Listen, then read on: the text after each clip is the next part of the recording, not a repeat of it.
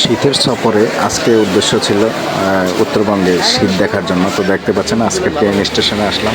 বিশ্বাস করেন খুব অনেকটাই কম ছিল লোকজন। এই যে আমরা বসে বসে অপেক্ষা করছিলাম যে কখন ট্রেন ছাড়বে। আমরা একটু বাইরে অপেক্ষা করি আর চারপাশটা ঘুরে ঘুরে দেখি।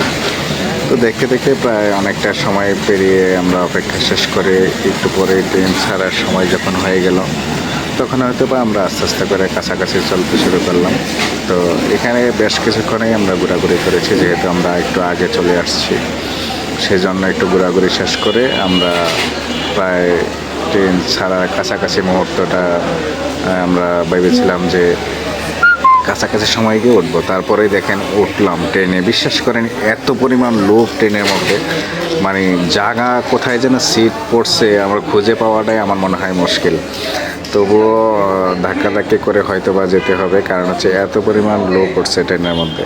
দেখতে পাচ্ছেন যদিও প্রচণ্ড শীত পড়ছে, আর এই শীতের মধ্যে অবশ্যই একটু অন্যরকম মজাটা থাকে। তা আমি আপনাদেরকে দেখানোর চেষ্টা করব কত পরিমাণ মানুষ যে রেল স্টেশনে বর্তমানে অবস্থান করছে।